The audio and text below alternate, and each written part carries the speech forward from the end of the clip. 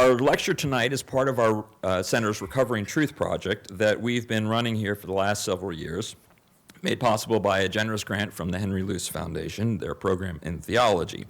And if you followed this project over the years, and you can learn more about it on our website as well, you know that we've been exploring the role that scholars and journalists are playing in holding the line, so to speak, in our democracy, particularly against powerful forces that are advancing what I would call, what we have called in the project, a post-truth political culture. Now, evidence of this culture can be seen in conspiracy theories, fabricated news stories, and the inexorable torrent of outright lies emanating from certain politicians and public figures. There's been no shortage of stories about crowd sizes and hurricane paths, about pedophiles and lizard people secretly running our government, about the coronavirus and vaccine, about ballot-toting mules, about election denialism in 2020, 2022, and I'm just going to go out on a limb and predict 2024, and various other stories about cats and dogs being eaten in Springfield, Ohio. It may sound funny, but it's not. It's deeply worrying. Because, as we like to say in the Recovering Truth Project, reality isn't partisan. Telling the truth shouldn't be politically risky, and yet it is. And that brings us to our speaker tonight in the role of origin stories and our history in our politics. Because an essential part of the Recovering Truth Project also means facing up to certain facts of our history, however unpleasant, unjust, unconstitutional, embarrassing, shameful they might be. And let me be clear that there have been and still are significant efforts to suppress these parts of our history. If you're a parent or a teacher, you know the battles taking place about school curriculum in many states across the country, including our own. So there is no better person who can plumb and recover these histories with such eloquence, care, and inquisitiveness as Robert Jones. And as evidence, I want to submit to you his latest book, the New York Times bestseller, The Hidden Roots of White Supremacy. Moreover, he possesses a unique ability to connect powerful stories with personal memoir, but also with polling and statistics that show that these histories remain very much alive today. Indeed, as he will be discussing tonight, they shape our politics, our elections, indeed our identities as Americans. In fact, for the last 3 elections, which is about every 4 years now, he's written a new book that perceptively sees around corners, as I would say, not only reflecting on our past, but anticipating central challenges of our time and to come. You may know him because before the 2016 election, we invited him out to discuss his award-winning book, The End of White Christian America. You remember the 2016 election, I think. In 2020, as the Black Lives Matter protests were filling our streets, his book, White Too Long, came out, The Legacy of White Supremacy in American Christianity. And he appeared by Zoom that year to discuss the momentous events of the summer, the pandemic, and of course the 2020 election. So we brought him back again before this year's election, and I'm going to introduce him now. Dr. Jones is president and founder of the Public Religion Research Institute, a nonprofit and nonpartisan organization dedicated to conducting independent research and driving conversations at the intersection of religion, politics, and culture, an inestimably important task. His work is frequently featured in Time, in The Atlantic, Washington Post, and you may have seen him on TV, on CNN, MSNBC, NPR, PBS, etc. Professor Eddie Glaude, who you may have recalled was our Marshall speaker last fall, has called Robbie an extraordinary moral force in this country, and has called his new book the latest effort to help the nation imagine itself apart from distorting effects of racism and the violent genocide of indigenous people at its root. The title of his talk tonight is How America's Origin Stories Are Shaping the 2024 Election. Please help me in welcoming an exceptional scholar, a hugely important public intellectual, and my incredibly good friend, Robbie Jones.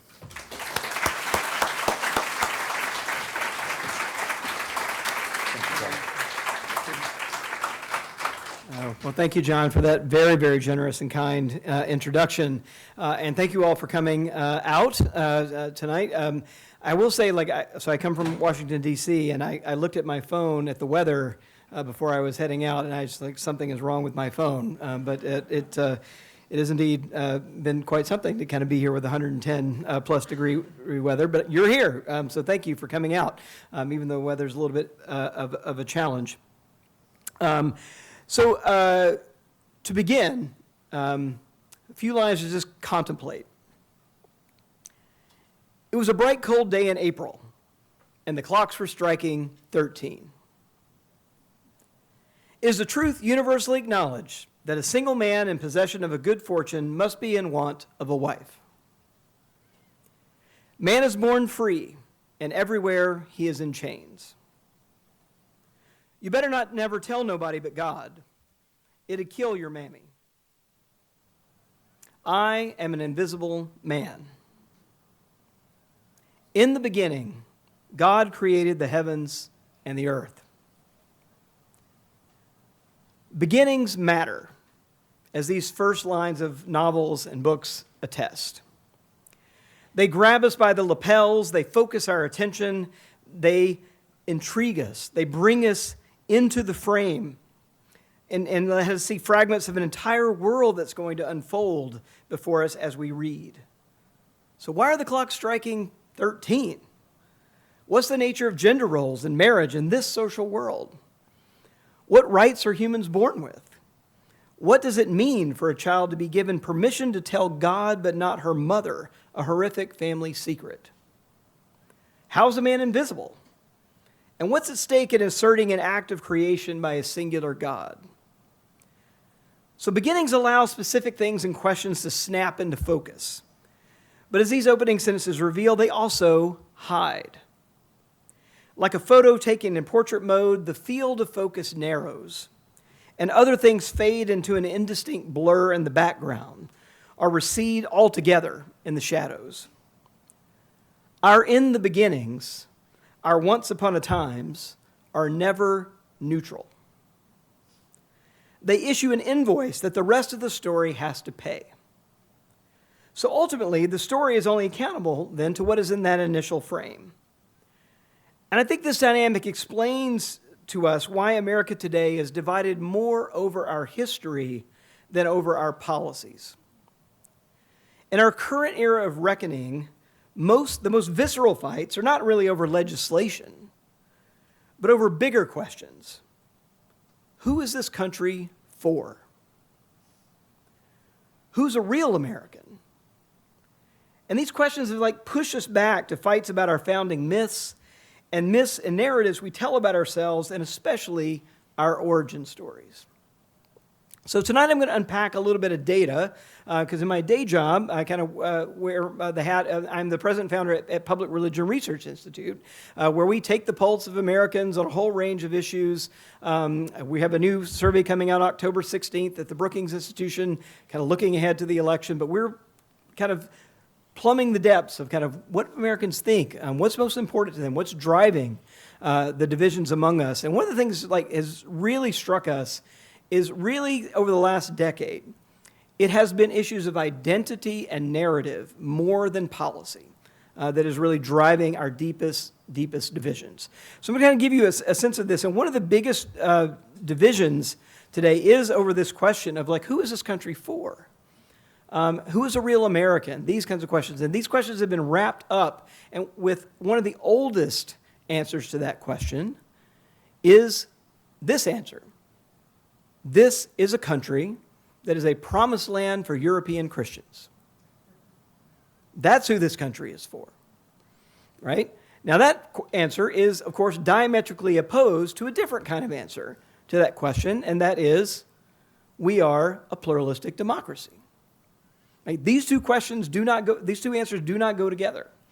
And I think one of the things we're seeing in our politics is that those questions are really surfacing front and center for us. I'm going to take you through just a little bit to see how that's happening in the country today. And so one of the ways we are thinking about this is the movement that sociologists are calling Christian nationalism is something kind of new, and that kind of vernacular is new. That term is relatively new. Again, over the last 10 years or so, there's been a lot of sociological work and political science work kind of defining what that is, but it's actually quite old, right? This assertion is actually quite old and actually predates the country as one narrative stream, one origin story of who we are and how we got here. And who the we, by the way, in that story is, right? All of that is there. So to measure this this narrative stream and to see how present it is with us today, we, along with a bunch of other kind of sociologists, have worked out some questions, and this is from PRRI's called Christian Nationalism Scale. And we essentially tried to figure out how can we operationalize this and measure this idea, this very old idea that this is a Christian country, that the country is for Christian people. And so we had these 5 questions that actually correlate quite highly together. I'll just kind of read them quickly. God has called Christians to exercise dominion over all areas of American society. The U.S. government should declare America a Christian nation. Being Christian is an important part of being truly American. If the U.S. moves away from our Christian foundations, we will not have a country anymore. U.S. law should be based on Christian values. So when we put all those questions together, and we kind of divide them up into kind of quadrants of who answers these questions, who agrees with these questions very strongly, who agrees with them but less strongly, who disagrees but maybe not all that strongly, and who strongly disagrees with them. We basically end up with kind of 4 categories of Americans that we've labeled Christian nationalism adherents. Those are the ones who completely agree with all those statements. Christian nationalism sympathizers, those who kind of lean that direction but not as strongly. Skeptics, those who kind of lean against affirming those questions but not that strongly. And then rejectors who reject them all. So here's where we are as a country using that scale. And then kind of the first 2 categories, those kind of leaning in, 10% of the country essentially completely agrees with all of those questions. Right? Another 19 or 20% of the country are sympathetic to those values. So about, all said, it's about 3 in 10 Americans who lean into that vision, that kind of Christian nationalist vision of the country. There are another 37% who are skeptics and about 30% on the other side. Right? So on the one hand, 2/3 of the country essentially rejects that old narrative of who the country is and who the country is for. But there is about 3 in 10 of the country that leans toward that statement. And just so you can see how this shows up among other questions, so I'm going to kind of cross-tab those questions with another attitudinal measure, and you can really see here. So here's one statement: I would prefer the U.S. to be a nation made of people belonging to a wide variety of religions. So religious pluralism question. The people who agree, you can see, so the good news is 73% of Americans agree with that statement. But when you start looking at Christian nationalism adherents, it's only a quarter, right, who agree with that statement. It's essentially a mirror image of the public as a whole, and you can see it's pretty much a linear relationship. The less you agree with those Christian nationalism statements, the less likely you are to affirm the kind of religious pluralism here, and it works the same way on the other side. So if you ask a different question, I'd prefer the U.S. to be a nation primarily made up of people who followed the Christian faith. So that's essentially another kind of measure, and you can just see the opposite effect here, that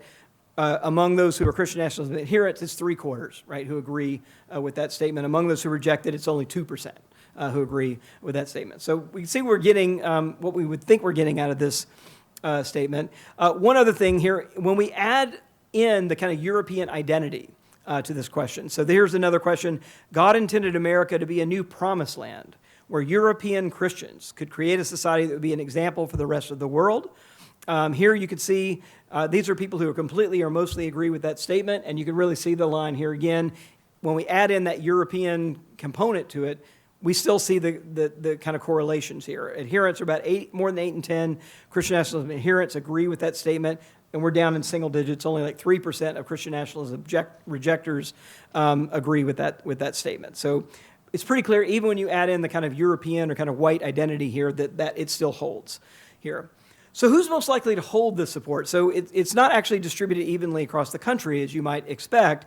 And here's where we'll kind of get in to see how this is roiling our kind of, I think, unfortunate 2-party system here in America, and how it kind of falls along partisan lines today. So again, here are the support for Christian nationalism by party affiliation, and its candidate affiliate at the time This was before Kamala Harris had the nomination, so this is we got Biden as the comparison here. But you can clearly see the differences. And again, this is the first two categories, those who are either sympathetic to or are adherents of Christian nationalism. It's a majority of Republicans, right, who fall in one of those two categories of kind of leaning in or strongly affirming these Christian nationalist views. It's only 16% of Democrats, independents falling kind of in between and slightly below the national average. And you can also see the effect of candidate favorability here. Those who favor Donald Trump have favorable views of Donald Trump. Again, 55% who are either sympathetic to or adherents of Christian nationalism, and down in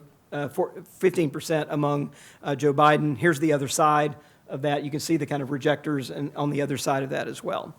On religion, you can also see some very clear trends in religion as well. So we've kind of sorted people in descending order here, and what you see at the top is very clearly one group that sticks out the most likely to support this is white evangelical Protestants. So it's 56% of white evangelical Protestants, and majority, very close to that Republican number that you saw on the previous slide, majority supporting Christian nationalism. The other group are Latino Protestants right under that they're the only two groups in majority territory.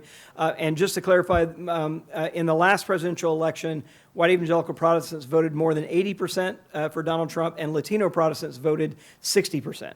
For Donald Trump. So it is a kind of Republican-leaning constituency that you see here. And you can also see the real differences between Hispanic Protestants and Hispanic Catholics, right? If you kind of look down the list, Hispanic Catholics are kind of way down the list in supporting Christian nationalism. And this is a real divide in the Latino community in the country today. But you can kind of see this lineup here, and this is the kind of group. So really what we have is the two major groups are self-identified Republicans, and white evangelical Protestants and Latino Protestants are the key kind of groups in the country where a majority kind of lean towards supporting Christian nationalism.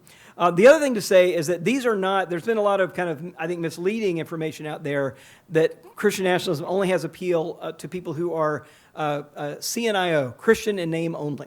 Right, that they aren't churchgoers, right, and that churchgoers are actually less likely. But that's actually not what any of our data has ever shown. In fact, what we see are actually the opposite. That those who attend religious services are more likely, right, than not to affirm Christian nationalist views. And you can see it's basically linear. The more you go to church, attend religious services, the more likely you are to hold Christian nationalist views here. So that's just kind of how that plays out. I want to say a quick word about white identity. You already saw that one slide about when you add European to it, you still see the affirmation. And we do see some non-white Americans affirming Christian nationalism, but it actually operates very differently. There's something very unique about the way that sort of whiteness marries up to Christian nationalist beliefs that operates in political space very differently than non-whites. I'm going to show you just a couple of slides here to show you that. So here are three questions. One of them is about kind of systemic racism. The other one is kind of measuring anti-immigrant attitudes. And the third one is kind of measuring anti-Muslim attitudes. And so I want to show you the differences between those who are white Christian nationalism adherents and those who are Christian nationalism adherents of color. Because you can see, and you'll see here very clearly how this operates very differently. So on the first question, generations of slavery and discrimination have created conditions that make it difficult for many black Americans to work their way out of the lower class. So kind of systemic racism question here. White Christian nationalism adherents, 83%, right, disagree with that statement, like reject the idea that past discrimination has any effect on the present. When you ask this of Christian nationalists, adherents of color, and again, these are people who even affirm Christian nationalism, it looks very differently, like less than half of Christian nationalism adherents of color say that about systemic racism. You see very similar patterns, big, nearly 30-point differences on this kind of question about whether immigrants that are invading the country and replacing our cultural and ethnic background. This is kind of a proxy for the so-called Great Replacement theory that kind of runs rampant in white supremacist circles in the country. And here you can see 8 and 10 white Christian nationalists agree with that statement. It is a slight majority even among Christian nationalism adherents of color, but it's nearly 30 points less, right? So it operates much less strong. And then finally, one about an anti-Muslim question. And here, the differences are still very, very significant. They're a little tighter, but you still see a lot of daylight between the way this interacts among white Christian nationalists versus Christian nationalists of color. The other one, I would say that you can see the way that white Christian nationalism affects partisanship in ways that it just does not, right, among non-white Christian nationalists. So if you look at the party affiliation of those who are either white Christian nationalist adherents or sympathizers, 2/3 of them identify as Republican, right? So overwhelmingly on the Republican side. But if you look at the way this affects Latinos, even those who are Christian nationalism adherents or sympathizers, they're kind of a wash, right? A kind of even balance between Democrats and Republicans. But look at this among African Americans. So even among African Americans who score high on the Christian nationalism adherence scale, only 8% of them identify as Republican, right? So it just doesn't have the partisan effect as it does. There's something kind of, again, uniqueness about whiteness here in the survey. So I want to say a little bit about how this interacts with two threats to democracy.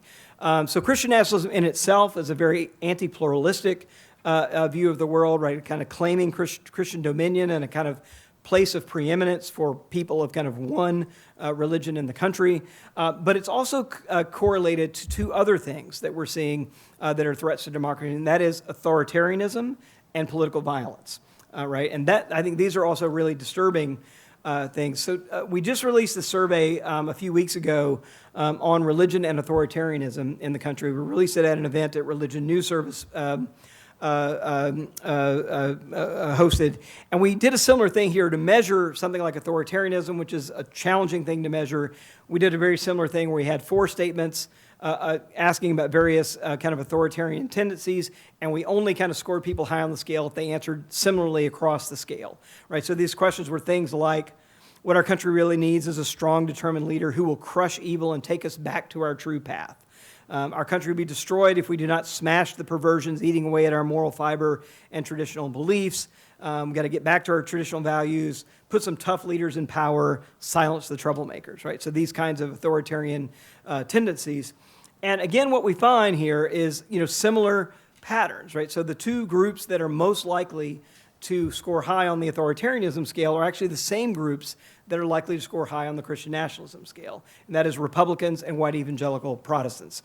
So here are the numbers here. And one interesting thing you can see here, where you can see that it is, you can see a lot of daylight, even among Republicans, between those who have a favorable view of Trump and those who do not have a favorable view of Trump on authoritarianism, right? So this is a particular Trump effect inside the Republican Party here. So again, you see like 75% of those Republicans who have a favorable view of Trump score high or very high on those authoritarian measures. And you can see that Democrats and independents score much, much lower than Republicans do on this scale. Very similar patterns here. And here I'll just give you the straight cross tab. So here's how you can see how highly these two scales correlate with each other. So if I'm looking among Christian nationalism adherents, it's 84% of them who score high or very high on the authoritarian scale, right? So it's a straight linear thing. The higher you score on the Christian nationalism scale, the higher you score on the authoritarianism scale. It's very, very, very, very linear. And then finally, here, a measure of political violence. So we're going to have more on our October survey that we're releasing in a few weeks on this, but it essentially holds to this pattern.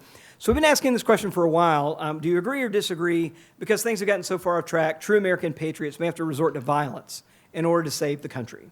Now, again, the good news is only 16% of Americans agree with that statement, right? But as you can see, among Christian nationalism adherents, it's 4 in 10. Right, who agree with this statement, that political violence may be justified in order to save the country. And it's 22% of sympathizers, and it's linear. So again, the less likely you are to score high on the Christian nationalism scale, the less likely you are to support political violence, and vice versa. And so we just see this very tight thing here. And the other thing to say, I think, is that on that political violence measure, we find that it's actually it's a little more than a quarter of Republicans who affirm that statement as well, that we might have to resort to violence in order to save the country. So how does this map out, right, in political space? here.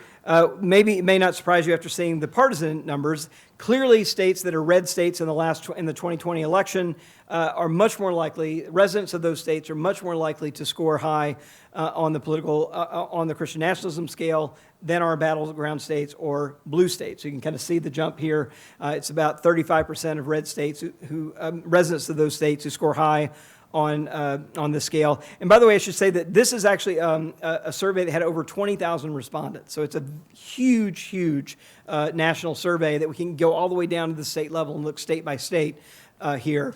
And you can see, actually, this map is a little maybe washed out up there, but this is actually a heat map of which states score high on the Christian nationalism scale. Now, if I didn't tell you that's what it was, you might just say that's the red and blue electoral map, right? It looks very, very similar if you put them up together, and that's what you see is this kind of U-shaped red state swath in the middle of the country that comes down through the Dakotas, sweeps down through the South and up the Appalachian Mountains, right? That's kind of the typical red-blue map in the country. So just to make this clear, I mean, I think the correlations here are fairly clear just from the colors, but I'll show you this. So what we did is we also then plotted on two axes here a scatter plot, and so each of these dots are a state. On the x-axis is the residents in that state average score on the Christian nationalism scale. So the further to the right the dot is, the higher the residents of that state scored on the Christian nationalism scale. And again, this goes all the way down to the state level. It's not just national data. On the y-axis, the vertical axis, we have the percent that state voted for Trump in 2020. Right, and so the higher on it they are, the higher that state voted for Trump. And if I were writing a statistics textbook and wanted to show you what a positive trend line looks like, this would be it. Right, this is almost a near textbook example. Look, and you can see how tight the dots are around the trend line. There's almost no outliers here. And this is just a single variable. I mean, it really is only how high do you score on the Christian nationalism scale and how high did that state vote for Trump in 2020. So up there on the upper end, you may not be able to read it, but it's my home state of Mississippi. Right up there on the top end is the highest on both of those measures. And down here on the bottom are Massachusetts and Washington, down who both score the lowest on the Christian nationalism scale and voted the lowest for Trump. Arizona is right above that 0.3 line and straight up there on the trend line. So it's kind of to the left of center and down there, right in the middle. So this tells you like how correlated this stuff is, even in our 2020 elections. So to close out, I'm going to just kind of return to this kind of 5-year, 100-year-old question, right, about like who we are as a country. In the book, I do a lot of work on the history here. I'm not going to get into a lot of that in the lecture tonight, but I do a lot of the history and trace it all the way back to the 15th century, right, and a set of kind of Christian doctrines that kind of give us this idea that the quote-unquote New World, right, was a kind of promised land for the exploitation by European Christian nations and Christian people. And so we're kind of back to that question, right, and this Christian nationalism is really just a new manifestation of that very, very old assertion that this is who this country is for, this country that it was by. And so one of the questions we're going to be facing, like in this election, we also have the 250th anniversary of the signing of the Declaration of Independence coming up in just a couple of years. We'll be kind of rethinking these things. But one real question, that we've all seen and seen a huge controversy over was the suggestion that we tell the beginning origin story of our country not starting in 1776, but we start in 1619. Right, the 1619 Project. And why was that such a controversial thing? Why did it cause the uproar it did? Because back to the origin stories, it changed what was in the initial frame, right? And whatever is in the beginning is what the rest of the story has to tell, right? And so if we think about 1776, it is that story of like a bunch of white dudes and their knickers and their kind of quill pens gathered awkwardly around the table signing the Declaration of Independence. Right? That's the image in our head. But the 1619 Project, the original image they had was actually of this dark ocean with this infinite horizon line. If you remember the original New York Times edition of that. And if you begin with that image, what story do you have to tell, right, about how we got here and who we are and all? You tell a very different story. In the book, I want to say, I say a kind of huge yes and to the 1619 Project. Because one of the things that's left out if we start in 1619 is the story of indigenous people and European contact with indigenous people that had more than a century of history before 1619, right? So kind of a suggestion, but we need to kind of go back even further to that. And one just image here that I describe in the book is actually this painting, which you can't see so well on the screen, but it is a painting called The Discovery of Mississippi by De Soto that happened in 1541. It is one of 8 paintings hanging in the U.S. Capitol Rotunda today. It is an 8 by 12 painting.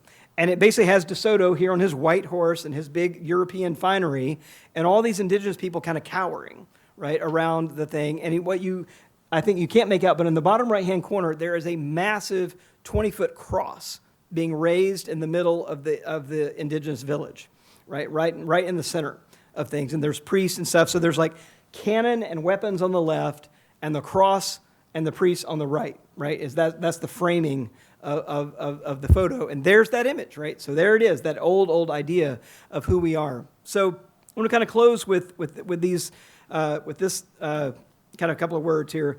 So I used to love parliamentary procedure, right? I was kind of one of those nerds. So Robert's rules I had memorized. I could, run a meeting like nobody. But one of my favorite things about it was this move called calling the question, right? And calling the question, you may remember, is a motion to end debate.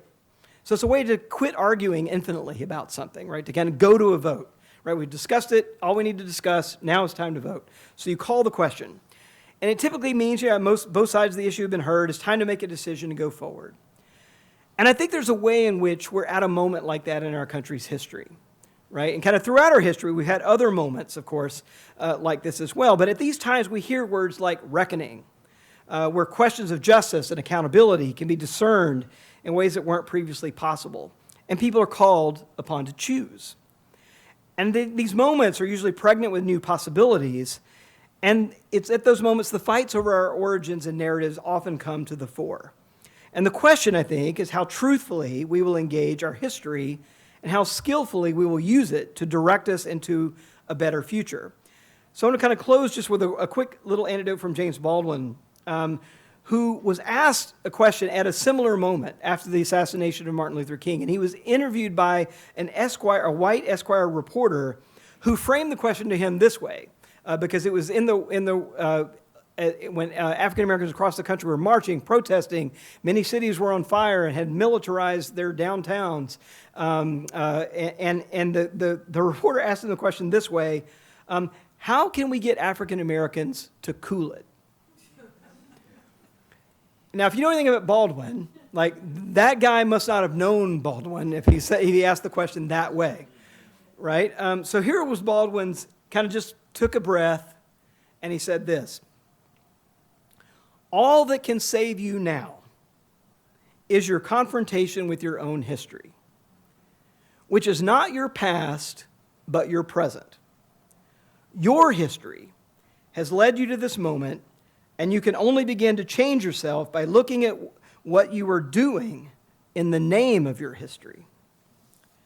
So Baldwin gave that interview in the year I was born. And more than half a century later, I think it's still an insight that lays bare the roots of our present troubles. The only thing that can save us now, I agree, is an honest confirmation, truth, right? Truth matters. With not only just the facts, but what we're currently doing with our history. As this 500-year-old question is being called again, demanding a response. And I'll end with this, this is the question I think that is before us today, and what our democracy is going to hinge on, how we answer this question. Are we a divinely ordained promised land for European Americans, or are we, finally, a pluralistic democracy where everyone, regardless of race and religion, stands on equal footing before the Constitution? Thank you.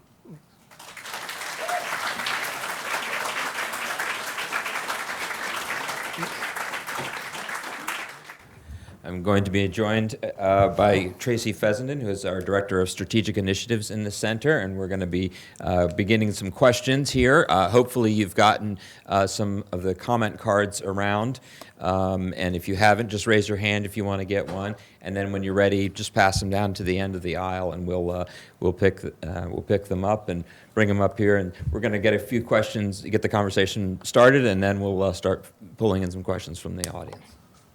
Well, thank you very much, Robbie. That was great. That was give us a lot to think about and a lot to talk about. Some of you may have seen Dr. Jones last night at Changing Hands, where you got a little more sense of the book. But having been at that event tonight, and then also seeing all these statistics, it really does come together. So I want to encourage you to read deeply into his book and get a sense of how long, how rich, how complicated in some cases these origin stories are. So I think we're going to start where you ended.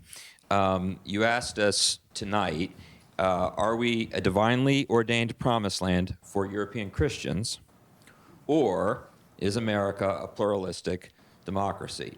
And I was thinking when I wrote this question, that sounds like a survey question, and lo and behold, it is.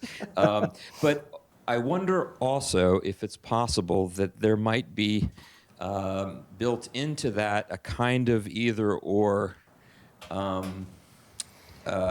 framing that doesn't necessarily allow for some of the possibilities of gray in between.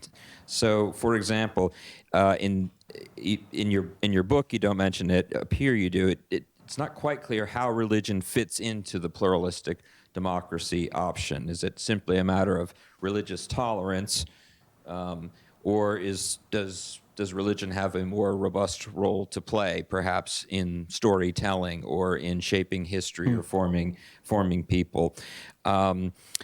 From the other side, it occurs to me you lump America as a divinely ordained promised land with the European heritage, but there are also a lot of non-European immigrants who embrace the idea of the U.S. as a kind of special place, the language of providence, of promised land, of Exodus politics. That has a long history in Black American thought, and that's really important in that. So help us think about what might be in between those two very distinct, sharp alternatives that might represent some ground that we can maybe negotiate and perhaps even commonly occupy.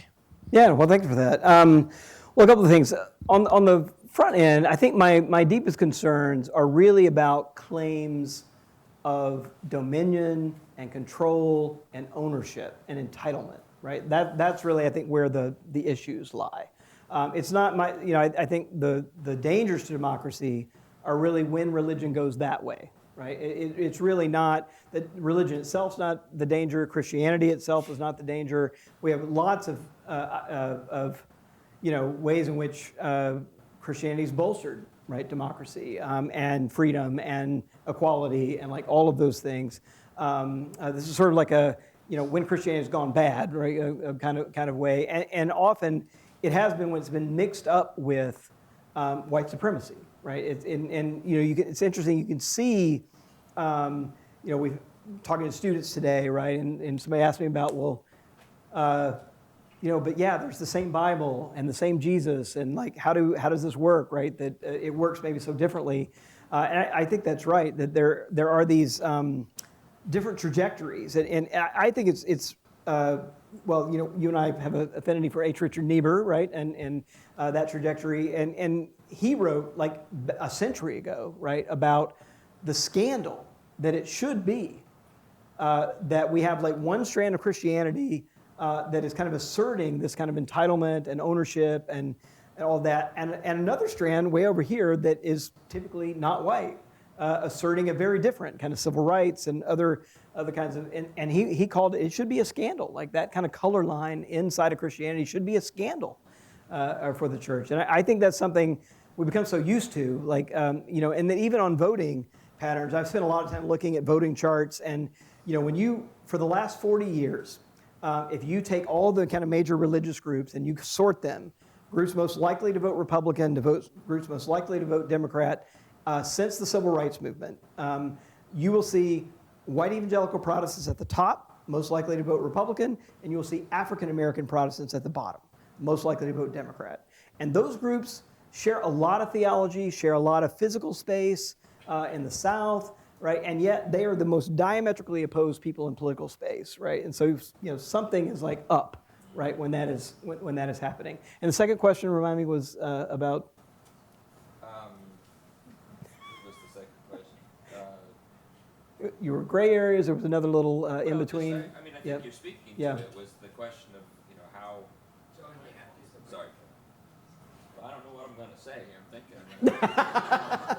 I'll turn it on when I've got something. All right, we can come back. Yeah. All right. I was going to turn on the microphone once I had something worked out in my head to say. No, I think the idea was something what you're gesturing to there, which is, in spite of some of the deepest differences, there is some kind of common territory that people might occupy on sort of theological beliefs, et cetera. I mean, some of this, I also tend to think about, the ways in which religious discourse has been harnessed as a force that not tries to divide or lead towards entitlement, but also tries to seek towards inclusion, for equality, for rectifying injustices and things of that nature. So. Yeah. And I certainly think of it so I'm from D.C. One of my favorite places is the Lincoln Memorial, and think about the second inaugural address, right? Where Lincoln is, he's got a deeply divided nation that both claimed Christian, defense of their position on both sides. But he's able to kind of use some of that language, right? Some of that kind of out of Christianity, biblical, and from the Hebrew Bible as well, right? To try to make a different kind of case for stitching it back together. And he's stitching back together not just a civic idea, but he's really doing some theological work in that document, trying to stitch back together a version of Christianity that holds in the center as well. Yeah. Robbie, you have a wonderful personal story in the book about you and your brother waking up Christmas morning, Jackson, Mississippi, opening the presents and being thrilled that you got the present that you wanted most, which was something from the Sears Roebuck catalog called Big Western Town. And it was a box of cowboy and Indian figures and also structures. And you said that you and your brother would get into a fight about who got to be the cowboy side and who got to be the Indian side. And your brother said at one point, I'm tired of being the Indians. And you diagnosed the problem, perhaps in retrospect, that the reason he didn't like being the Indians is because when you opened the box, you had all the little cowboy figurines, and then you had the general store, you had the saloon, you had the hotel on top of the saloon. you had you had horses, you had corrals, and those all belonged to the cowboys, the white people. The Indians were colorfully dressed. They were on horseback, they had their weapons, and they could only be arrayed on the hill in the background as a threat, ready to strike. So this is a beautiful example, I thought, of how this children's toy reproduces this history of settler colonialism and its violent effects. I mean, no signs, no slogans. It was just all there in the box, right? And you understood, who these figures were and what they meant. So as I thought about that example, I was also thinking about your book and stuff that I've written and stuff that we've seen all around us about white Christian nationalism. And this uncomfortable feeling I got was, are we reproducing the same story by centering the white people always, again, forever? This is the story of white settler colonialism that this children's toy tells is also the story that your book is telling. Now, one of our commitments in the Recovering Truth Project is to tell the truth unstintingly, unsparingly, and yet we both know that the story that you tell in this book told by someone might be a confession of sin, a confession of shame. This is our story, as Baldwin would say, as white people, this is our story. So to tell the story is a confession of failure. For another kind of person, to tell the same story is a set of campaign promises. So what would it mean to tell a different story, to not keep telling the story of white supremacy triumphing, And what would that look like? And what would the costs be? And I understand the costs. I mean, we don't want to shift the spotlight away from this horrific story. But when the horrific story can be so easily taken up into a kind of America First discourse without changing very much, what does that tell us about the need potentially to start looking elsewhere for narrative, for other stories? Right. My parents still have that set in their house, right? So I was actually able to put my hands on it when I was writing the book and kind of look back at it. And interestingly enough, it was manufactured in West Germany in 1972, right, and shipped to the U.S. for Sears and Roebuck. It was one of the best sellers in their catalog. And I also thought about the Toy Story movie, you know, the kind of subplot of Woody, the cowboy figure, being displaced by the space. Buzz, thank you, yes. I've watched that movie so many times with my kids. I can't believe I'm not calling it Buzz. And that was a cultural transition, right, where there was a whole, like, the cowboy culture, the Western movies, like, I mean, good grief, how many Hollywood movies got cranked out with that same plot line, right? But it was really notable that one of the things I try to pay attention is how does this stuff get built into culture, not just in narrative form, but in nonverbal ways, right? And sometimes those nonverbal things are deeper, right, than the narrative form even. And the fact that, like, the indigenous people in that set literally had no homes. Like, there was nowhere for them to go, right? And there were, like, all these buildings, right, and carriages and all that for the cowboys there. There were also men and women for the cowboys, and there were only male warriors, right, for the indigenous people, right? So there was only one script you could play out, right, with this play set. One other interesting thing about that set is a friend of mine I was telling this story to, and I actually read it when I was writing the book. I read this piece to him in a thing, and he's Jewish, and he said to me, like, we never rooted for the Cowboys. I was like, really? He's like, oh no, yeah, no. Like, we were rooting for the Indians, right? In those things. I was like, oh, okay. Well, that's a different mapping, right? Of from a different community's viewpoint of, like, what the story is and who should win and, like, who are the good guys, who are the bad guys, all that stuff. I still think there's a lot of work to do to be I think we got to do both and. We got to continue to tell the truth because it's still kind of suppressed in many ways. And then I think we also have to kind of figure out how those other narratives get there. And those other narratives are out there. That's the thing, right? And they are coming from, they've been there.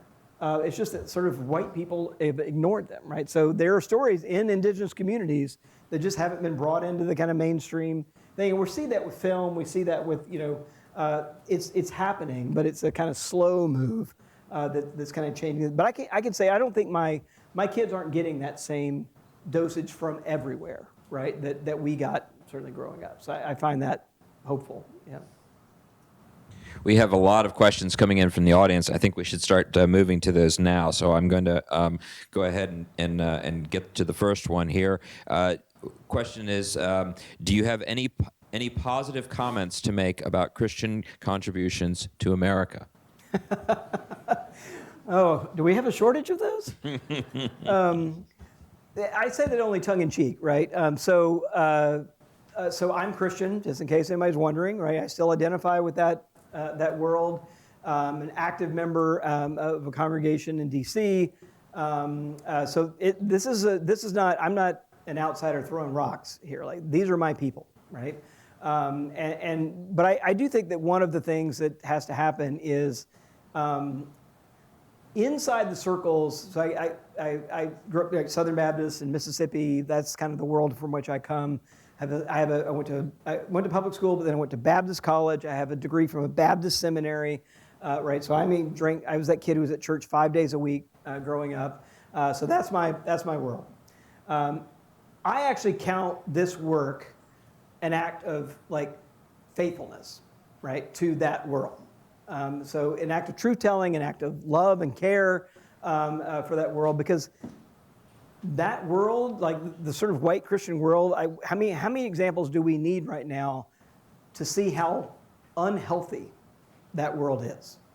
Like, that world is not well right now.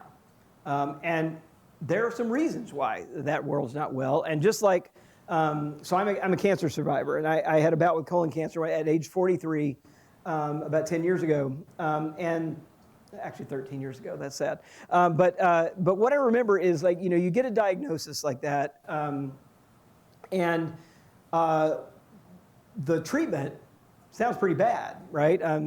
Chemo, surgery.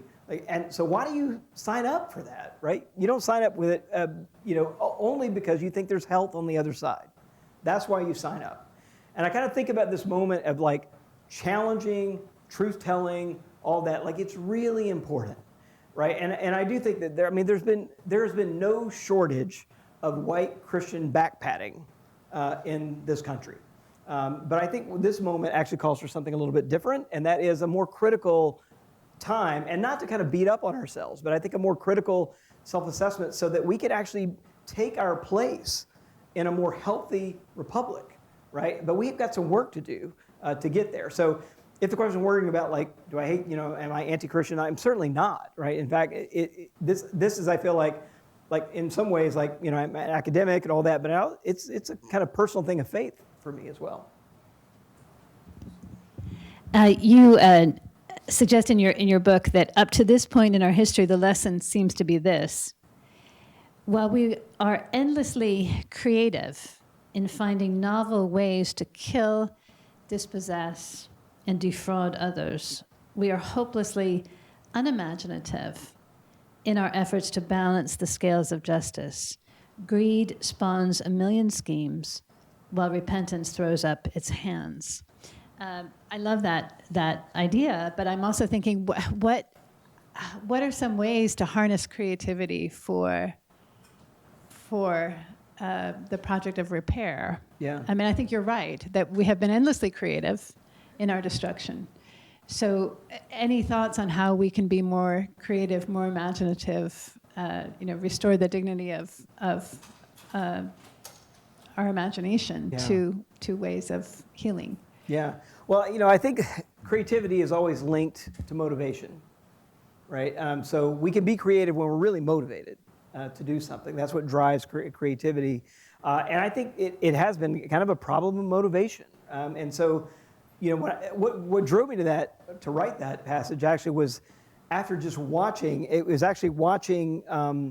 all the ways that we made and broke treaties with indigenous people, right? And over finding loopholes, finding like dicing phrases and clauses that didn't really mean this or didn't really mean that.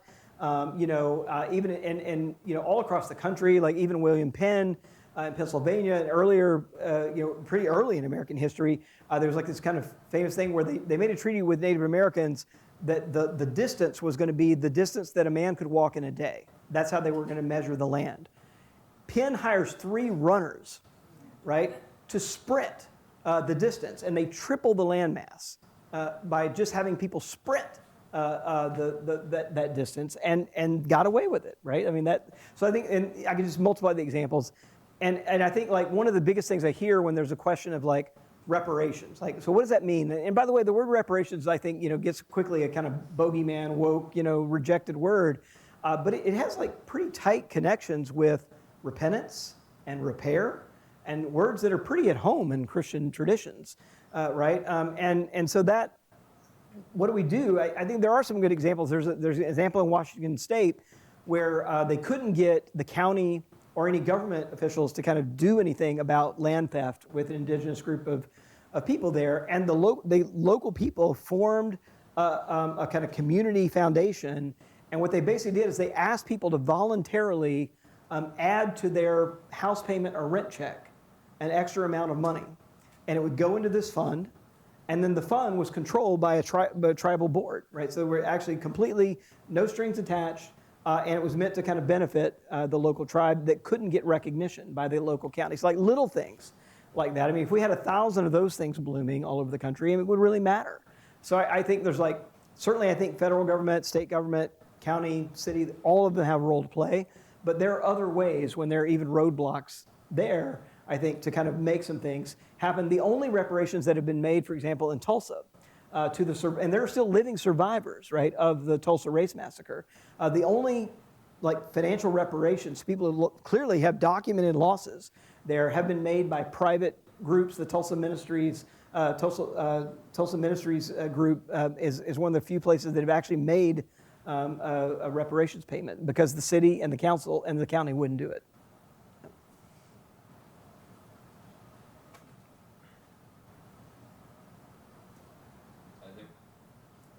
There was a technical question about whether there is correlation or causation in the relationship between white Christian nationalism and Christian nationalism and these different views. Yeah. So that's always, it is the mantra, right? Correlation is not causation. You kind of learn in your stats Guys 101. That is completely true. And so what I'm showing here, these are correlations, right? They're not causation. Causation is actually quite difficult to sort out, particularly when you're talking about cultural phenomenon like this. It's really difficult to figure out which direction. So do people become, more Christian nationalists because they're more likely to support political violence, or do they become, more violent because they're more likely to be Christian nationalists? It's really hard to. Are they more Republican because they're Christian nationalists, or more Christian nationalists because they're Republican? Hard to sort that out. But we do know this, that even when we start controlling for things, right? So you can do that fairly easily. We start controlling for things like education, gender, even partisan identity, when you're not measuring partisanship. Even when we put in those kinds of controls, these relationships stand as independent relationships to one another. So they're not simply explained by other variables, at least the ones that we can kind of think to measure in these kind of statistical models. We have a question from an audience member. What have you found as a productive way to engage in conversation with Trump supporters, many of whom are Christian nationalists? And then this person adds, staying silent is not an option. Yeah, it's a challenge. So I, like many of you, have a pretty mixed family. So that's a reality. It's interesting. So I grew up in one of the more conservative places in the country. I'm now living in one of the more liberal places in the country. So that's kind of always a little bit disorienting for me. But I do think that it's hard to know. And it should just say, like, some people are dug in, and they're just going to be dug in, right? But I do think that one of the things I had to learn to do, actually in writing, was to write in first person, right? So right? This is my story. This is how I've experienced this. Like, this is how this connects to my understanding of Christianity. This is why this matters to me. Those kinds of, like, sharing of, in my world, we'd call it, like, testifying, right? Kind of witnessing, testifying, like, but it's giving your own story, like narrating, like, why does this bother me, right? And like, when you say that, like, that really bothers me, let me tell you why, right? And not just kind of come down on somebody, or to say, like, yeah, I used to think that too, but let me tell you why I changed my mind about that. And there's plenty of things, right, that I could say that about. So I think it's about relational stuff and about, it's all about picking your moment sometimes, but I think it's about relationship and a willingness to kind of be vulnerable and to realize, everybody is not going to be today where they are tomorrow, and they're not today where they were 5 years ago. I'm certainly not, right? And to kind of remember that as well. Yeah. I wanted to mention, I was glad that you mentioned Toy Story, because as I was coming in tonight, there was a very vigorous debate taking place among 3 students about which was the best Toy Story movie of the 3, and so I think you're going to have some more comments on that. 2. People have, that's not what they concluded, just so you know. But anyway, I'm fearing. See, I fear we're going to get into some problems here, and I'm going to cut that up. Okay, so Robbie, I couldn't help but notice in reading your book that, just picking up on your last point, that there is a kind of recurring pattern in the discussion of these 3 different parts of the country. And the pattern goes something like this, if you're familiar with Christian theology. It's conviction of sin, meaning this is the laying out of the history. It's to convict, it's to acknowledge, it's to force you to understand. There's the confessional piece of it, which is the acknowledgement that this is now some responsibility, and then there's the movement to repair. So now that is a decidedly Christian approach, and I know that that's some of the people that you're talking to, but for a religiously pluralistic country as we have, is that the best or the only approach for thinking about how to do some of this work. And I can't help but somehow still be confounded by the distinction that some people seem to make between this, we can teach about history and the history of slavery and segregation, but we can't do CRT or something like that, or we can't make people feel bad. So there's something going on here in that sort of subjective interior,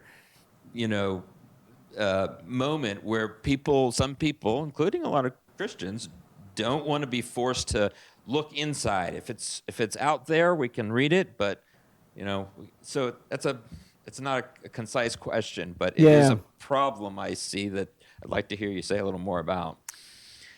Yeah, well, I mean, certainly the pushback on teaching a fuller, more critical account of our history is real, right? We've seen that in efforts to ban books, efforts to ban AP African American history from being taught, like in Arkansas, of all places. Little Rock, hello, right? But we're seeing those moves of Florida, and there's a reason for it, right? Because I think a true accounting of that isn't, history is never just history. Like I said, our in the beginnings are never neutral, right? And what we are able to tell is like, here's where we started, here's how we got there. That matters, right? And so there are normative things built into those origin stories. And that's why they're being fought against, I think, so hard, because they have normative implications for the present, right? For everyone, really.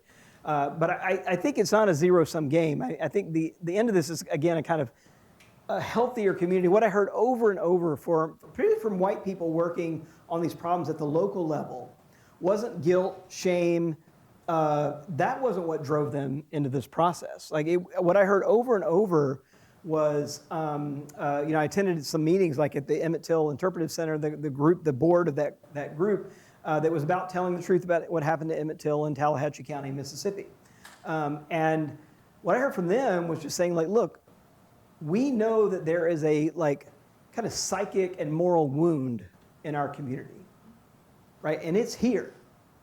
And it's coming with us if we don't do something about it, right? And so one way to do that, right, expose it to the light, let's see if we can give it some attention, let's see if we can try to repair some of the damage. But it was really motivated by, again, health. Let's get ourselves to a place where we're not handing the same kind of rift in the social fabric of our community down to the next generation. Let's be the ones that fix it, right? Or at least try to repair it a little bit. And I think there is a way in which this is kind of particularly Christian, but I mean, there's something just deeply human, right? And so why is that in Christian theology? Why is that formula there? Because there's just something kind of deeply human about, and why does both the Hebrew Bible and the New Testament have put in the mouth of God, if there's something wrong between you and your brother or sister, don't come praying to me, go make things right with them, right? And then come, and do religion. And I think it's just because there's something deeply human about accountability and confession and just kind of giving people the dignity of saying, yeah, that was wrong, right? And yeah, we'd like to live into a different way of being together. I think that's what it's really about. We have time for one more quick answer. So this is a question, we've been talking about origin stories. This is a question about the future. How do you think about the future of white Christian nationalism? If the 2024 election is calling the question, won't white Christian nationalism endure given its reliance on embattlement narratives? Yeah, it's a challenge, because one of the things that is going on is, that the book I wrote in 2016, The End of White Christian America, talked about the demographic decline. So that's real, right? Today, you put all white Christians together, they only make up 41% of the country. And 20 years ago, it was 54% of the country, right? So that's real. That decline is real. White evangelicals, who are the kind of loudest and kind of feeling the most embattled and, in many ways, the most angry, again, my people, they only make up 13% of the country today. 13, down from nearly a quarter of just 20 years ago, right? So that sense of loss, and that's real, that's happening in the country. So the thing I think we've got to do is to figure out how to tell, and what we're hearing so much is a story of rupture, a story of damage, right? And we've been to these moments in some ways before, but there's a sense of rupture, damage, destruction.